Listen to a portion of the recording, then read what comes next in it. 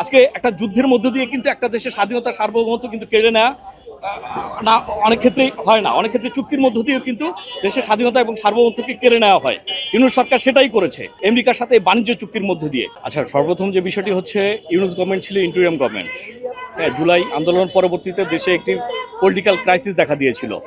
তখন আমরা ডক্টর ইউনূস সাহেবকে ক্ষমতায় বসিয়েছিলাম ইন্টেরিয়াম হিসাবে।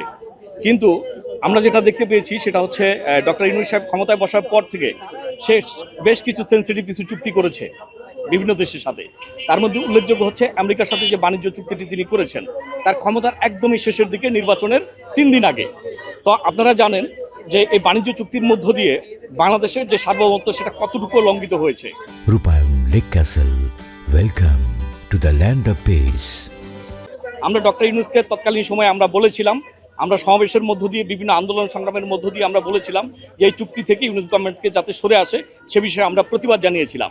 কিন্তু তিনি দেশের জনগণের, ছাত্র জনতার কোনো পরামর্শ মূল্যায়ন না করে আমরা দেখলাম যে খুবই সূক্ষ্মভাবে ইন্টারনালি, এবং এটা আমরা মনে করি যে ইউনূস সরকার ব্যক্তিগত ফায়দা লুটার জন্য মূলত তিনি এই চুক্তিটি সম্পাদন করে দিয়ে গেছে। এবং যেহেতু নির্বাচনের আগে আগে ছিল, স্বাভাবিকভাবে আমরা জানি যে তখন স্বাভাবিকভাবে যারা নির্বাচনে অংশগ্রহণ করেছে, যে সকল পলিটিক্যাল দল, তারা কেউই তাদের পলিটিক্যাল স্বার্থে বা নির্বাচনের স্বার্থে এই চুক্তি নিয়ে কথা বলবে না। তিনি ঠিক ওই ঘোলা পানিতেই মাছটা শিকার করার জন্য তিনি চেয়েছিলেন এবং সেই কাজটাই তিনি করেছে। আপনারা দেখেছেন যে এই চুক্তির অধিকাংশ যে টার্মস অ্যান্ড কন্ডিশন, অধিকাংশ ধারাই হচ্ছে বাংলাদেশকে চাপিয়ে দেওয়া হয়েছে। তাতে করে বাংলাদেশের কী লাভ হয়েছে?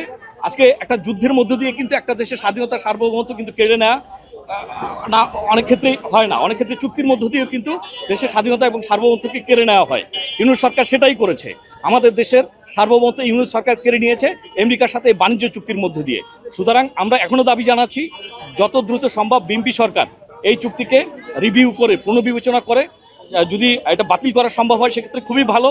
তা না হলে যে যে কন্ডিশনগুলি বাংলাদেশের স্বার্থবিরোধী যে সকল কন্ডিশনগুলি আছে সেই সকল কন্ডিশনকে বাতিল করতে হবে, বা এই আপনার কন্ডিশনগুলিকে পুনর্বিবেচনা করতে হবে, এটাই আমরা মনে করি।